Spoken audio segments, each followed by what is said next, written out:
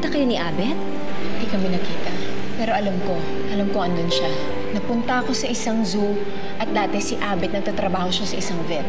I had a feeling na hindi pa siya handang makipagkita sa akin. Wala pa naman kita si Saga at si Abet. Hindi maaari ito. Oh no! Hindi mo alam kung gaano ka kaswerte kay Eugene. For once in your life, pwede ba? Magising ka! Dito kami na lang po mag-usap. Anong problema mo? Si Michael naman kasi. Parang siya yung nakikiklose doon kay Isabel. I warned you, di ba? Huwag ka magtataka, tatradorin ka na lang ng bigla. Kasi tungkol po sa nawawalang bata. Noong isang araw, nagpunta po kami ng zoo nitong alalay ko. Nakita ho namin siya. Nandun po yata siya nagtatrabaho. Parang ikinukulong siya dun sa lugar eh. At saka, para siyang minamaltrato. Opo, sir. Kitang-kita po talaga namin. Diba? Saan tong zoo? Pwede ko po sa inyong ibigay yung direksyon. Hindi ko lang ho masyado kasing kabisado yung address, sir. Tandaan niyo yung mobile. Ako, grabe, sir. Nakita namin may kasama magandang babae na meron pang bata na maliit. Basta maltrato talaga yung batang yan, sir. Pwede ho bang dito ko na lang isulat? Ayan. Senyorita, gusto niyo po ng Diyos?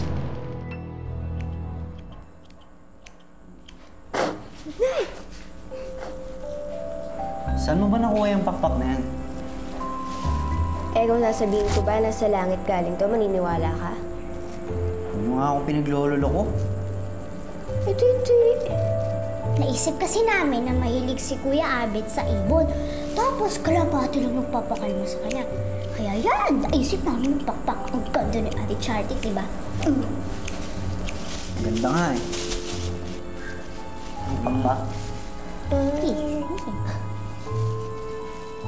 Kuya, pagkatapos ka namin gupitan, pwede mo nang isuot ulit yung mga pamorma mong damit. Ito, Kuya Abet, to. Oh, diba? Kuya, yan yung unang mong suot nung nanligaw ka kay Ate Sandra. Sandra?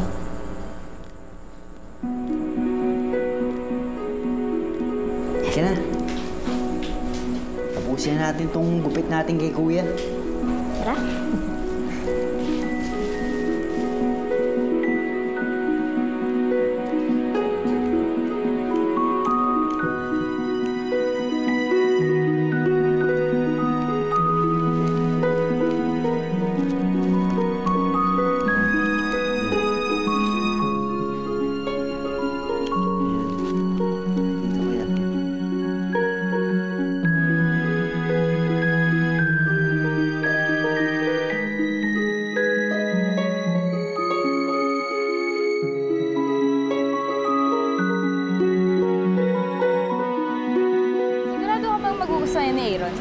Oo naman.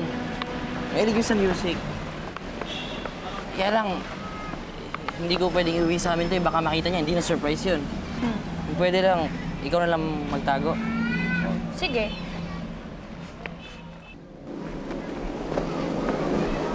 Ikaw magtago. Sige. Sabihin mo sa akin sa birthday niya.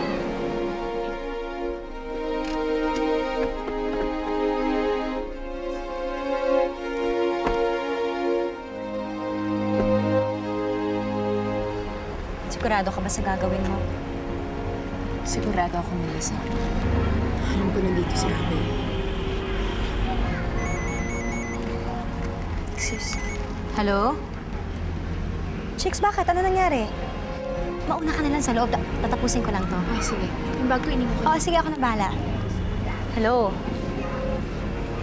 O, ano nangyari? May problema ba? Tama nga si Daddy eh. Wala kang kwentang tao!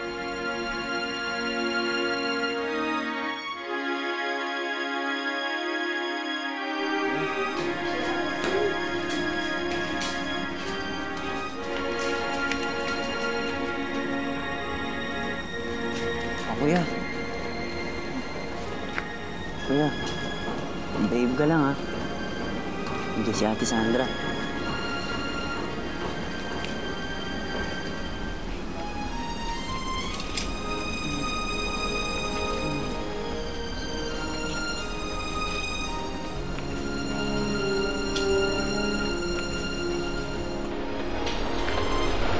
Sandra?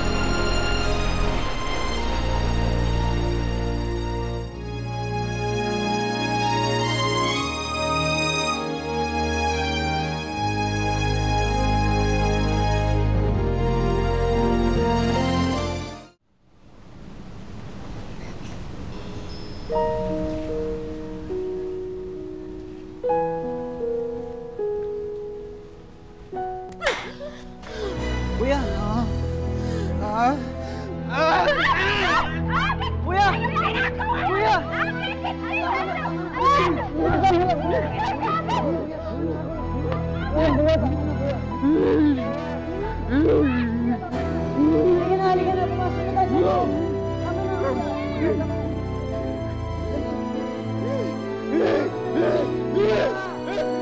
tama na, kuya!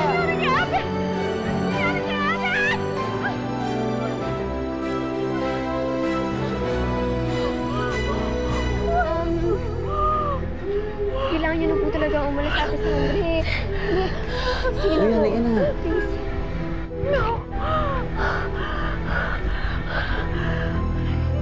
Sirang ulo ko rin eh, no? Teka! Mo. Nagtiwala pa naman ako sa'yo. Akala ko kaibigan kita. Aaron, ano ba? Tama na! Traidor! Ano pang sinasabi mo? Wala akong ginagawang masama. Wala? Eh, ano itong ginagawa mo ngayon, ha? Alam mo naman may gusto ko kay Isabel, tapos ikaw pumaporma sa kanya? Tol, mali iniisip mo. Hindi ko siya pinopormahan. O ano ang ginagawa mo, ha? Binibigyan mo lang ng regalo, ha? Ganon. Ito ba? Ito ba? Pinapatago lang to sa akin ni Michael. Regalo namin to sa'yo para sa birthday mo.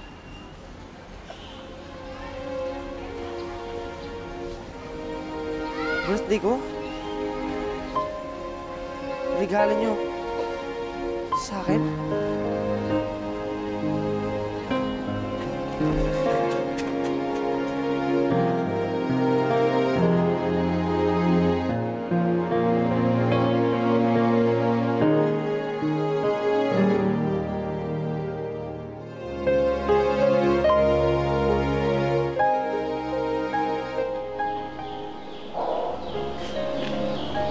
Pupuntahan ka dapat ni Kuya Abet.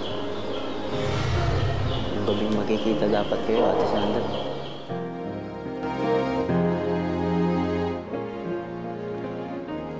Tigilan mo na si Sandra. Huwag ka nang magpapakita sa kanya kahit kailan. Kundi, lahat kayo mamamatay.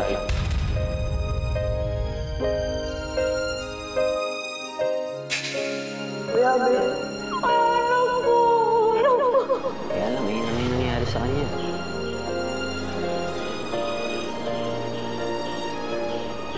Pero napunta ako sa bahay ninyo noon. Naalala mo yun? Di ba nakausap ko pang nanay ninyo? Alvin.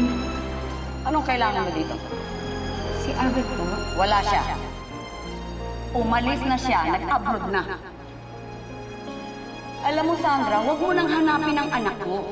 Hindi naman kayo bagay. Pareho lang kayo mag-iilusyon kung pag-iisipan ninyo ang isa't isa. Namulat na ang anak ko, kaya siya umalis. Kaya gumising ka na rin. Naintindihan mo? Sabi niya sa akin, sabi niya umalis na Kuya Abet. Iniwan na daw ako ni Abet. Pasensya na, Sandra. Kaya ako ginawa yun dahil natakot ako para sa anak ko. Natatakot ako. Baka sa susunod, hindi lang bugbog ang abutin niya.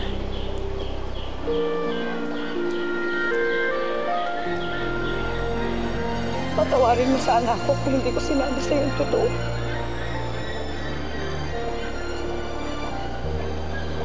Wala ho kayong kasalanan. Wala ho kayong kasalanan, Aling Virik. Wala.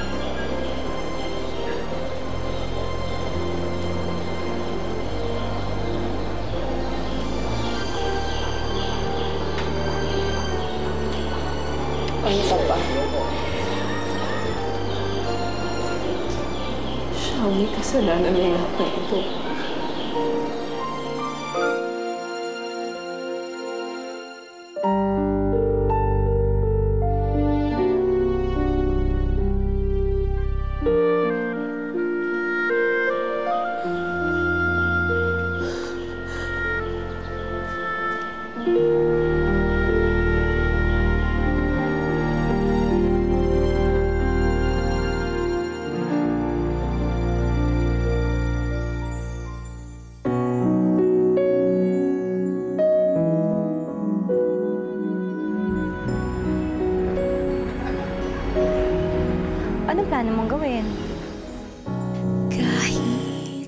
Chicks, kanina pa tayo paulit-ulit eh. Hindi bale, iwan mo na lang dyan. Pupunta ako nang maggagawa, ha? O sige.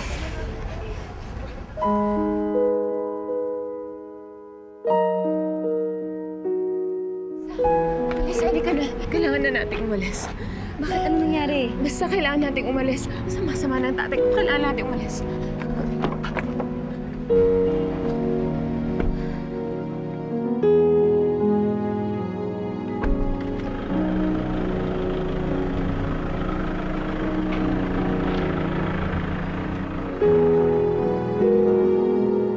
Bakit di pa makalimutan ni Sandra yung lalaki?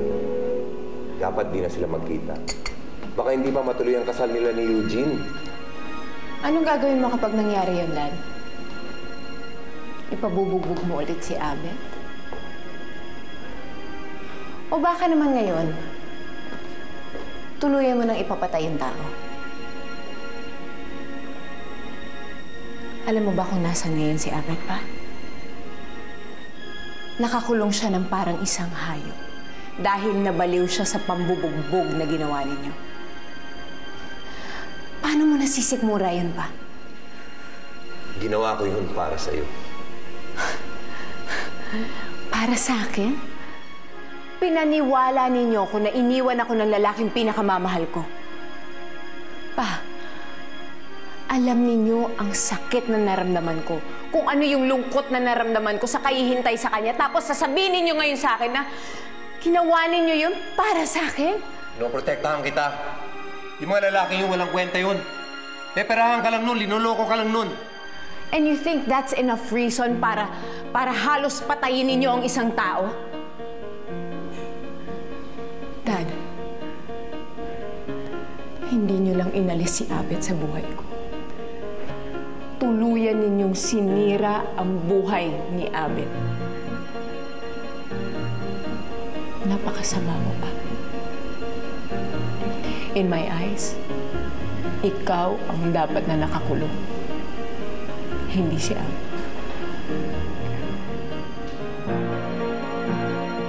Sandra, come back here. Sandra!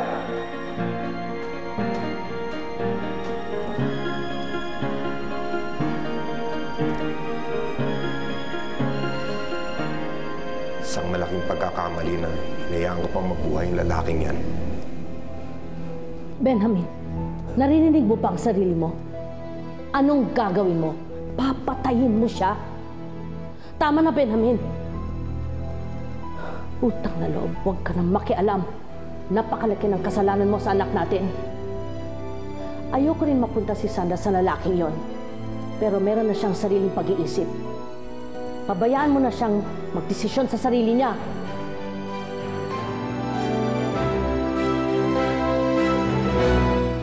Sir, parang kung nasan tayo, sir, nandun parati si Melissa.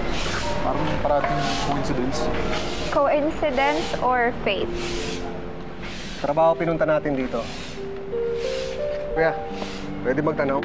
Ano po yun? Nakita mo ba itong batang to? Hindi po, sir. Pasensya na kayo, sir. Sa dami po kasi ng batang lapas-pasok dito sa zoo, hindi ko na po makikilala to. May nakapagsabi kasi sa amin na dito doon nakatira yan. Naku, imposible po yun. Wala pong bata na nakatira dito, kundi yung anak lang ng tagapangalaga ng mga hayop. Kaso po, binatilyo na yun. Sigurado ho ba kayo? Siguradong sigurado po. Mahigit 10 taon na po ako nagtatrabaho dito. Pero wala po talagang bata na ganito ang itsura dito. Ate, iikot lang kami. May nahanap kasi kami. Sige, sir. Salamat.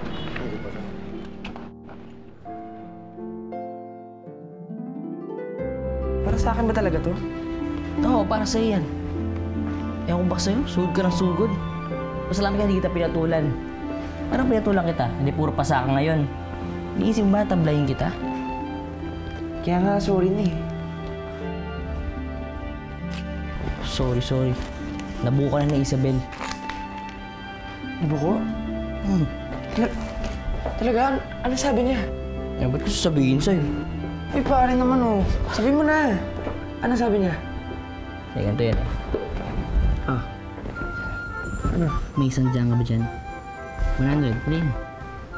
Wala akong pera. 100 lang, wala ka? Ano ba? Gusto mo malaman hindi? Gusto ko. O, 100. Bihira. Ayaw mo, 100 lang. Wala nga akong O, pera. bahala ka. Ayaw mo, di ba? Wala kang pera. Ano, 100. Sabi mo muna. Bahala ka. Hoy! Ang gagawin mo? 100. Kasi wala Ano nga akong ginagawa dito? pera. Wala akong pera. Ay, masama magsiyan. 100 gusto mo? Oo nga, Sige, sige lang sa pa. Gusto mo? Ayaw mo doon. Hindi, joke lang, joke lang. Sabi mo na kasi. 100 na kailangan. Dahil 100. pang kailangan. Mag-CR muna ako 100. Wala talaga. Ayaw mo talaga. Hindi ko na sabihin sa'yo, bahala ka. Sige na kasi.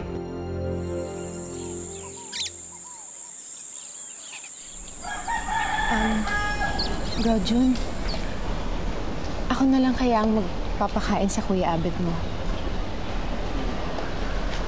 Eh, Ate Sandra, baka sisaktan ka ni Kuya.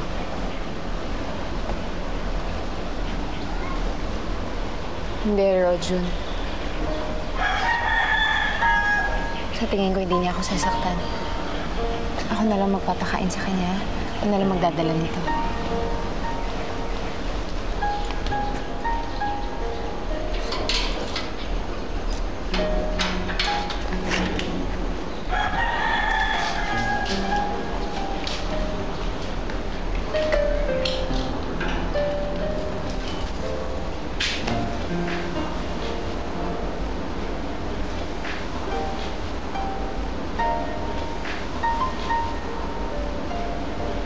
Hi, Abel.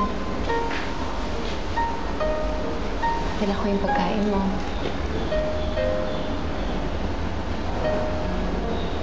Abel?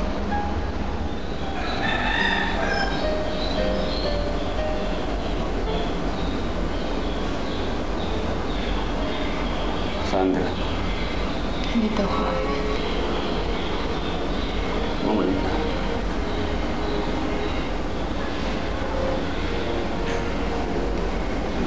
Bumalik ako. At mula ngayon, ako na magpapakain sa'yo. Hindi na ako aalis.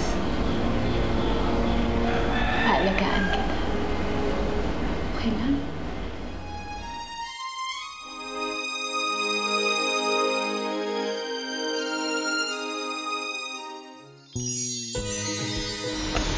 May nakalimutan pala ako. Ano? Happy birthday. Totoo ba yun? Hinalikan niya ako? Paano ako magpapakasal at magiging maligaya kung alam ko na dahil sa akin, kailanman hindi na magiging masaya si Abel? Nangyari na ang nangyari, Sandra. Mabuting tao si Eugene. Mahal na mahal ka niya. At alam kong gagawin niya na para mapaligaya ka. Buong-buo na ba talaga ang loob mo sa pagpapakasal sa akin? Pero ito na ang huling punta ko dito.